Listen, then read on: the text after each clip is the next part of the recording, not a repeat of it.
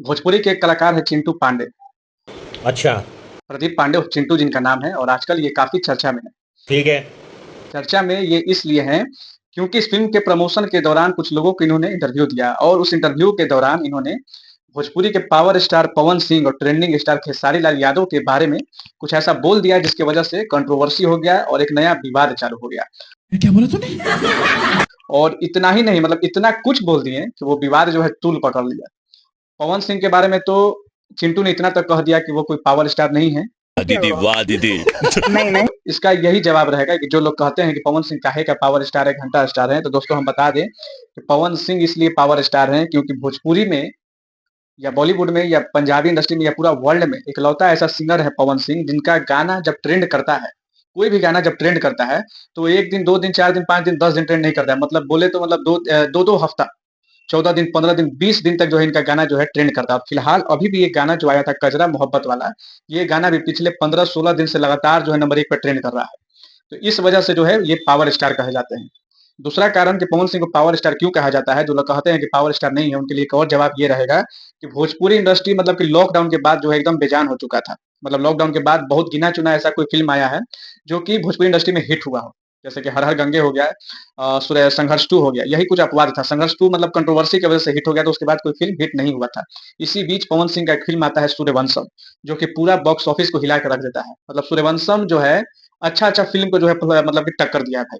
अभी बिहार के cinema hall में, यूपी बिहार के सिनेमा हॉल में सूर्यवंशम लगातार 4 हफ्ता से जो है चल रहा है लगातार, और अभी तक हाउसफुल चल रहा है। तो ये पवन सिंह का एक लकीर है, ये पवन सिंह का एक स्टारडम है, पॉपुलैरिटी है। तीसरा रीज़न, ये जो पवन सिंह का फ़िल्म आया है सूर्यवंशम, इसको जो है अभी स्त्री 2 के बाद अगर किसी फ़िल्म को रेट मिला है कि मतलब ये फ़िल्म देखने लायक है, रिकमेंड किया गया है, तो वो दूसरा फ़िल्म है सूर्यवंशम। स्त्री 2 को 8.9 स्टार मिला है, तो वहीं सूर्यवंशम को 8.5 स्टार मिला है। इस वजह से रिकमेंड किया गया है इस फ़िल्म सूर्यवंशम को। और भी बहुत सारा कारण है भाई, आप देख सकते हैं कि किसी को भी कंट्रोवर्सी करना होता है, तो वो सीधे पवन सिंह से कंट्रोवर्सी करता है, क्योंकि पता है उसको कि जब पवन सिंह के बारे में कुछ बोलेंगे, पवन सिंह से कंट्रोवर्सी करेंगे, तो ऑटोमैटिकली उसका नाम चमक जाएगा। यही कारण है कि चिंटू ने भी अपना फ़िल्म चिंटू की दुल्हनिया के प्रमोशन के दौरान पवन सिंह के बारे में थोड़ा बहुत कहा, ज़्यादा तो नहीं कहे क्योंकि वो पवन सिंह को भी अपना एक तरह से गुरु मानते हैं, तो ज़्यादा कुछ नहीं बोले, लेकिन 1-2 सवालों के जवाब में उन्होंने पवन सिंह को टारगेट किया। लेकिन मेन जो टारगेट किया उन्होंने, वो टारगेट किया खेसारी लाल को।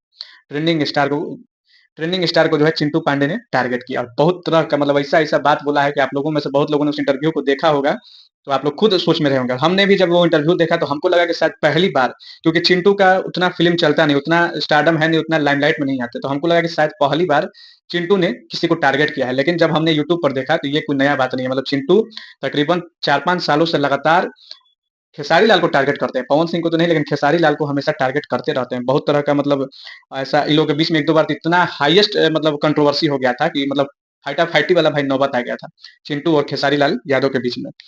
लेकिन सबसे बड़ा बात है कि इस कंट्रोवर्सी का फ़ायदा जो है चिंटू को मिल चुका है। मतलब एक लंबे समय के बाद चिंटू का कोई फ़िल्म आया है, और ये फ़िल्म जो है अच्छा कलेक्शन कर रहा है। मतलब कि पहला दिन जो है ये फ़िल्म जहाँ-जहाँ भी लगा है वहाँ पे हाउसफुल चल रहा है। इतना तो मतलब सक्सेस शायद खेसारी लाल को भी नहीं मिला होगा फ़िल्मों को पिछले 6 महीने 8 महीने में, जितना सक्सेस चिंटू की इस फ़िल्म को मिला है। चिंटू की दुल्हनिया, यहाँ तक कि मुंबई के सिनेमा हॉल में, बांद्रा के एक सिनेमा हॉल में ये फ़िल्म लगा है, और वहाँ से वीडियो वायरल हो रहा है कि पूरा सिनेमा हॉल के बाहर जो है लोग खड़ा है टिकट लेने के लिए। और बाकी बिहार में भी कहीं-कहीं लगा है, जैसे कि पटना के बीना सिनेमा हॉल में लगा है, तो वहाँ पे भी ये फ़िल्म हाउसफुल चल रहा है। तो कहीं न कहीं इस कंट्रोवर्सी का फ़ायदा जो है चिंटू को मिल चुका है, और उसके बाद चिंटू का एक और फ़िल्म आने वाला है बहुत जल्द, तो शायद इस कंट्रोवर्सी का फ़ायदा इनको अब आगे भी मिलना स्वाभाविक है। वैसे भी भोजपुरी इंडस्ट्री में रहना है तो भैया बिना कंट्रोवर्सी का कुछ होने वाला नहीं है। जब तक कंट्रोवर्सी विवाद कीजिएगा नहीं एक-दूसरे पे, एक-दूसरे को गाली-गलौज नहीं कीजिएगा, एक-दूसरे को टारगेट नहीं कीजिएगा, एक-दूसरे को कुछ बोलिएगा नहीं, तब तक शायद आपको सक्सेस नहीं मिल सकता है। तो यही कारण है कि भोजपुरी इंडस्ट्री के ज़्यादातर सिंगर या एक्टर जो है कंट्रोवर्सी करता है, जानबूझ के करता है ये लोग कि ये लोग का फेमस हो, ये लोग का फ़िल्म चले, गाना चले।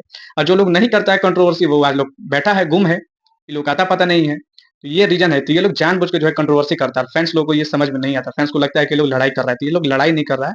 ये लोग जानबूझ के कंट्रोवर्सी करता है टीआरपी के लिए और व्यूज़ के लिए।